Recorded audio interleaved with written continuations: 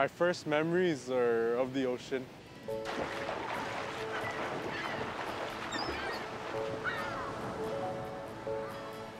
I remember walking on the sand when my dad used to throw net, and honestly, that's like the first thing I remember is just walking, following him. It was hot, it was really sunny, and I remember the water splashing on my feet and him getting mad at me, like telling me to move, like, hey, you're scaring the fish.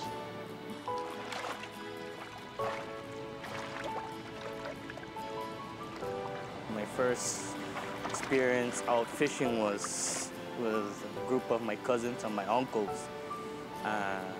We started off, I guess you could say, not necessarily fishing, but like pulling up the anchors or like grabbing the fish whenever the elders catch it and bring it back into the boat. As the years progress, you know, started learning different methods of fishing, spear fishing, trawl net fishing, some of the nets and fish traps. So it's really interesting, you know, I mean, growing up next to the ocean, you know, we love the ocean, we go swimming. You know, sometimes we do take it for granted because it's so close to our village. Just being out there is, you know, it's a whole new experience, you know, just enjoying the water and the beauty of the ocean. It's always been there. The ocean's always been there. It's always given me what I've needed. So I think that it's important to teach the younger generations that it's not just something that you look at. Yeah, it's pretty and everything, but it's also something that you gotta respect. You gotta give respect to the ocean. And in return, it'll give you your resources that you need.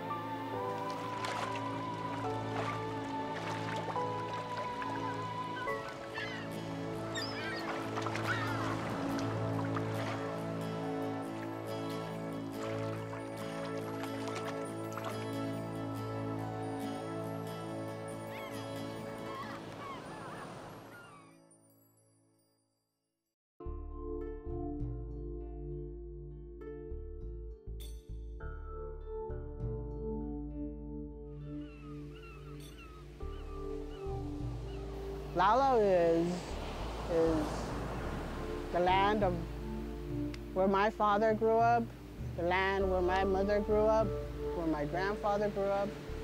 It's family. We're all our family. You know, we come here for picnics, we come here for recreation, we come here it's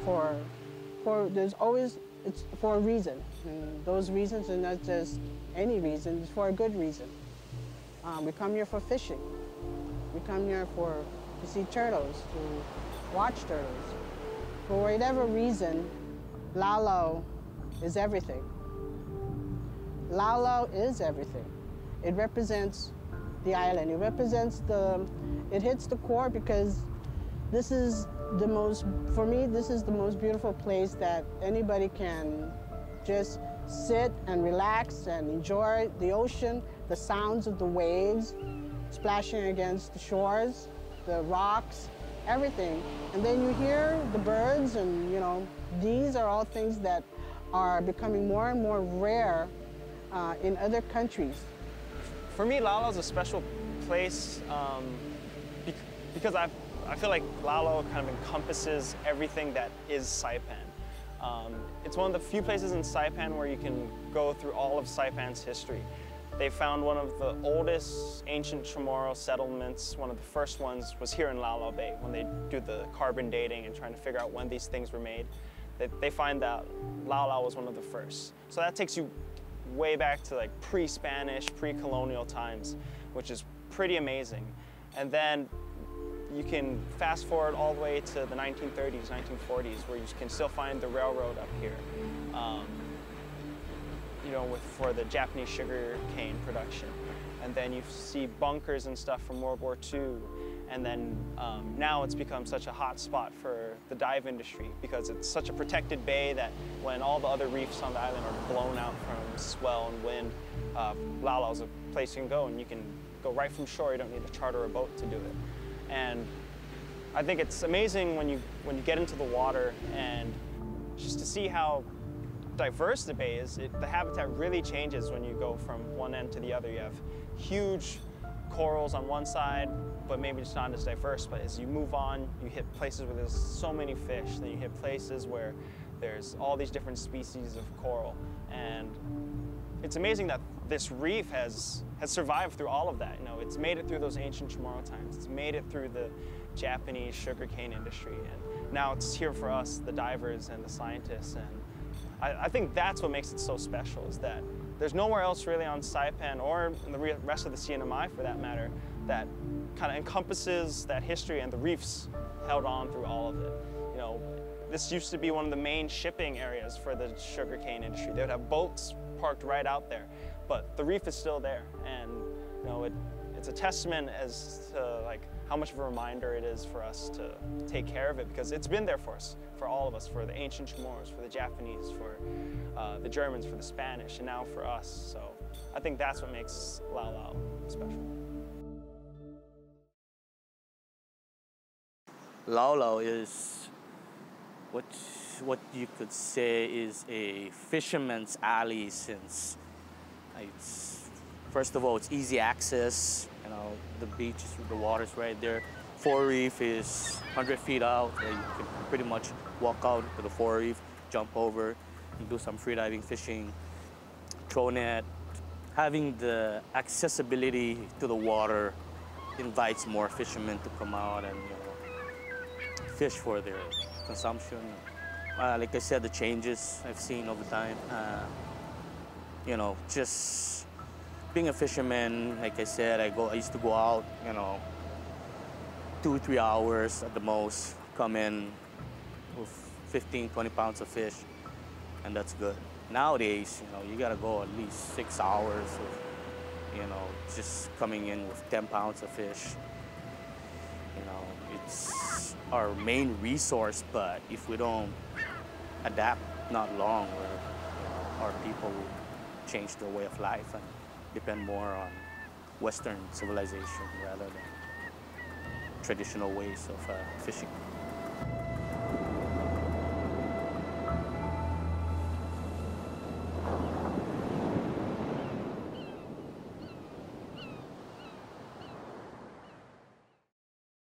Conservation is important because, I mean, especially on islands, you don't have a lot of resources to depend on. So you really got to take care of what you have, because if you don't conserve or manage them wisely, they could disappear. My name is Stephen Johnson. I'm a biologist for the Division of Environmental Quality, and I work for the Marine Monitoring Program. We're kind of tasked with looking over and monitoring the health and trying to detect any changes on the CNMI's coral reef ecosystems around Saipan, Tinian, Guihan, and Rhoda. We're kind of the doctors of the reef. In order to determine if you're healthy, the doctor doesn't just check one thing. He doesn't check your blood pressure and say, all right, you're healthy or you're not healthy. No, he's got to check your reflexes, he's got to check your vision, he has to check your hearing, your sinuses, your heart, maybe your immune system. All these different things will determine how healthy you are. So what the marine monitoring team does is we go out on the reef and we look at the different things that are there. We look at the coral, we look at the fish, we look at the macroinvertebrates, we look at the algae, because all of these things working together make a healthy reef system. Through the long-term monitoring process, we're able to see changes, we're able to see how well it recovers from really bad disturbance events, or when you get sick, how well you recover, how fast you get healthy. So we've been able to monitor Laolao Bay since 2000, and it's been 11 years since then. From 2004 to 2006, we encountered some major disturbance events. We had a large outbreak of crown-of-thorns starfish. So these are starfish that prey on coral. So what they'll do is they'll exude their stomach and digest the coral polyp and just leave the skeleton. So the way you can kind of determine how resilient or healthy or strong a reef is how it recovers from these large disturbance events. And compared to other sites around the CNMI, Laolao Bay hasn't gone back to where it was in the beginning of the decade, so in 2000. Now we have this situation where we've been monitoring the bay for about 10 years. We have some of these strong trends. Laolao is one of the strongest places where we're seeing some of these non-recovery trends. Big question then from a scientific perspective is, did Laolao Bay lose its ability to recover? And if so, why? What would be the reason that the cover of coral would drop down like this and stay down like this for the subsequent 5 or 6 years while other reefs all throughout the CNMI are starting to show recovery? And since the year 2000, we've developed kind of 10-year trends. So we've been going back year after year after year after year, the same monitoring site in Laolao Bay and looking at trends, or how has the coral cover, how has the sea cucumber abundances changed through time. And what we found was kind of shocking. Back in 1996, 1997, there was an unfortunate incident, and there was an illegal land clearing up in the watershed. And through this illegal land clearing, what had happened was this land clearing took out the vegetation. There was a lot of exposed sediment, and there was a large rain event, which subsequently happened. And a lot of the tourist divers and some of the natural resource management agencies saw this event. This was a big initial event that kind of raised the eyebrows like, oh my gosh, this is our Laolao Bay, and there's all of this brown water being washed into it. When Westerners first came to these islands, they managed the environment in a donut fashion. So they managed the deep water as one entity, the coral reefs as one entity, the coastline as one entity, the lowlands as one entity, and the mountains as another entity. And they soon found out that this isn't the way to manage island natural resources. Because you can take care of the reef, you can do all the work you want on the reef, but if you're not taking care of the uplands above the reef, and you're letting sediments from the upland go onto the reef, it's no good. So you gotta take care of the whole system, the whole watershed.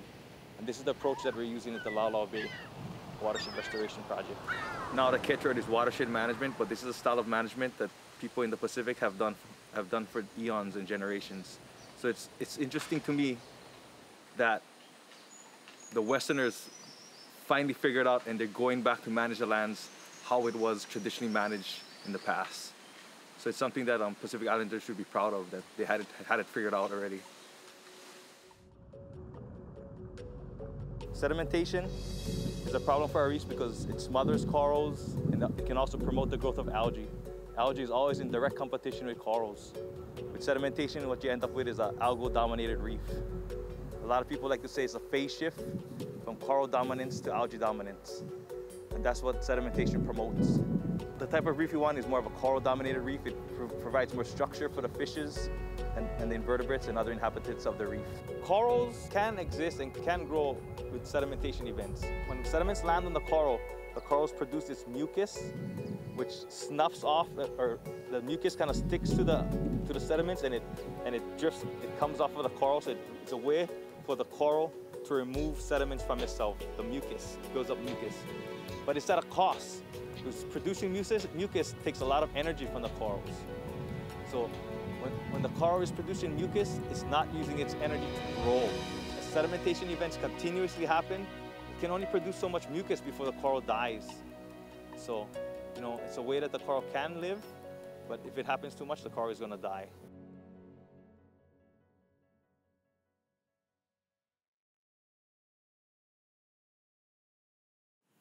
And the main goal of the Laolao Bay Watershed Restoration Project is to reduce sedimentation onto Laolao Reef. We're presently at the Reef site, where we're re-establishing a forest in these grasslands.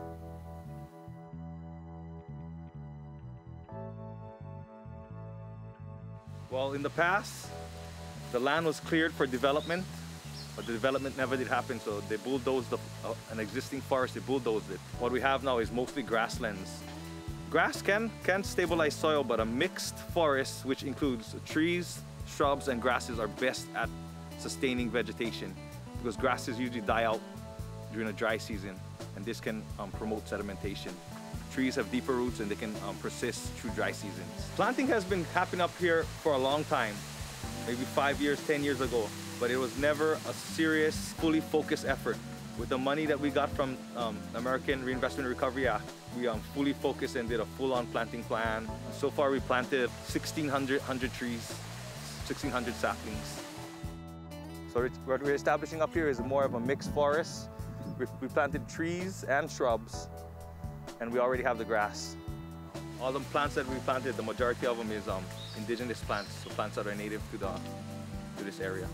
This is the talisai, or sea almond. It's a coastal plant, and a lot of the plants that we're planting up here are plants that you find near the coast. But in Saipan, they do grow from mountain to the ocean. These plants that are typically coastal plants. So this is a sea almond. It produces a nut that's edible. The dalke is a very useful tree. The people in this area, they like to make a medicinal oil out of the seeds. So it has cultural value. Another thing is the type of habitat it'll give for the birds and all the other animals that live in this area that benefit the total ecosystem. So we have some trees up here that birds like to feed on. The crabs like to eat the fruit that fall down. So a lot of thought went into the type of plants they planted up here. This one is doing pretty good up here too. It's a coastal plant, but like I said earlier, a lot of coastal plants, they grow all over in Saipan. This plant is interesting because it's used, when I grew up, I learned to use it as a defogger for your dive mask. So prior to diving, you crush up the leaves and rub the sap on your dive mask. And it helps, it's a defogger for your mask, so it keeps it from fogging up. So what we're trying to do right now is kind of like jumpstart the system, get it going, and eventually it'll take care of itself. With the mixture of the trees, the shrubs, and the grasses, you have a good setup to hold the soil. It can persist, the system will persist, the soil will be held in all times of the year. The idea is, when we plant these trees, we're going to create the optimal forest, the optimal situation to hold sediments, hold dirt in this area. And by doing that, we're going to reduce the sedimentation on the reef. And by reducing sedimentation on the reef, we're going to stop corals from getting smothered by sediments. We're going to stop the amount of nutrients going into the reef, which promotes algal growth, which competes against corals. So if this project works out the way we think it will definitely have a positive effect on the coral reef ecosystem in Laolao Bay. So it's definitely an investment, and it's a long-term commitment, but it's for Laolao, and Laolao is such a jewel for this island that it's worth it. It's needed. Personally, I invested a lot of time in revegetation, and I hope in 10 years we'll have a nice, beautiful forest up here in the Laolao Badlands. That would make me really proud and really happy if that happened.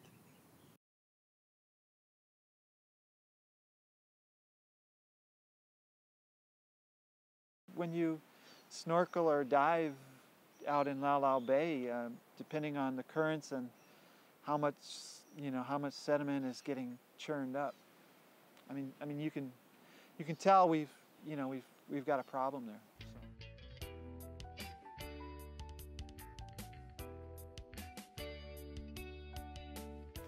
Right now we are seated in a gabion sediment chamber that is sort of the culmination of the drainage and sediment control portion of the project.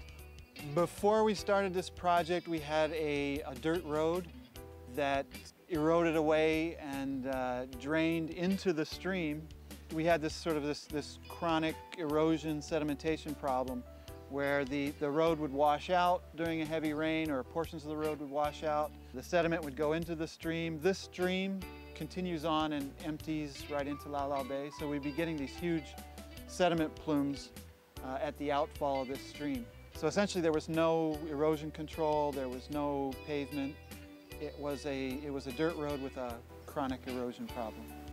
The scenery's so beautiful down here, you don't really understand until you're down here during a rain event, and you can see the destruction, you can see the volume of water, and it really kind of hits home, I guess, just what the potential effects of this are on the bay and specifically on the coral reef out there.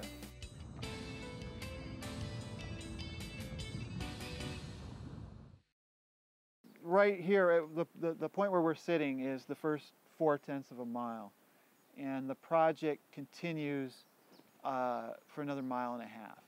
The thinking was here at this, at the steepest portion of the road was where it was appropriate to actually pave the road. As I said before, this is not a road project. The intent wasn't to increase traffic flows or necessarily make this more accessible. The intent of the project is erosion control and sediment reduction in Laolao Bay.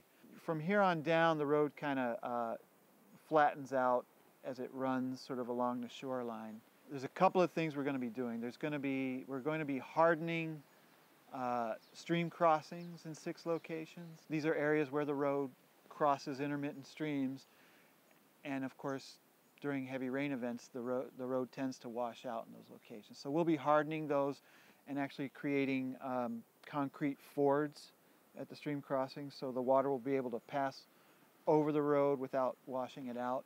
And for the road in between the stream crossings, we've regraded.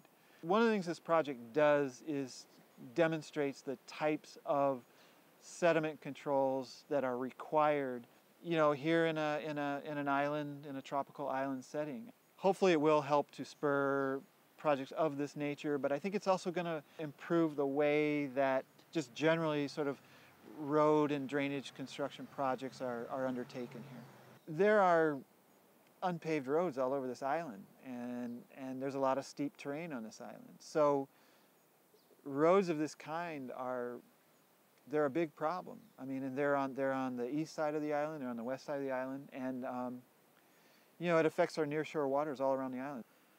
You know, I've lived here for 10 years, so for us to get this funding and be able to complete this project it's a big deal. It's a big deal for us.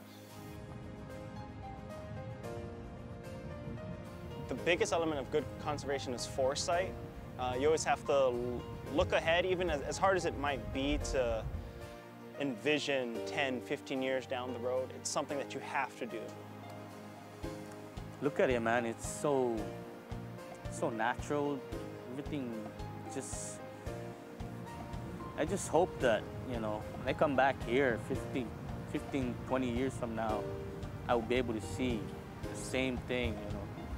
Educate yourself and what your impact is to marine life, because if you don't know, you don't care. And so long as you have that mentality, our marine life continues to be degraded, to continue to decrease. Our fishing population continues to decrease, and it's just going to get worse. When I do have kids, I plan on teaching them how to fish. I think that it's also important to teach all your kids how to respect the ocean. So I want my grandkids to be able to see all the things that I've seen Laolao provide. I hope they experience everything that I've been fortunate enough to see, and I hope that whatever they experience is 10 times better. I mean, I hope that they have a chance to see that a tulay ball. I hope they have a chance to swim with turtles and take pictures of it. I hope they have a chance to just snorkel, you know, to see the fishermen fish. It's like when you see a group of fishermen out there using a kaladza, it's a nice feeling, you know, but it's such an art form. You know, I consider myself, you know, coral reef ecologist, a watershed ecologist, but I also consider myself a fisherman. I love to catch fish. I love give me a sense of pride, give me a sense of freedom, give me a sense of independence that I know I have the ability to provide food for my family. I've never sold fish in my life, but I fish a lot, and I catch fish and I feed it to my family, or I share it with my friends.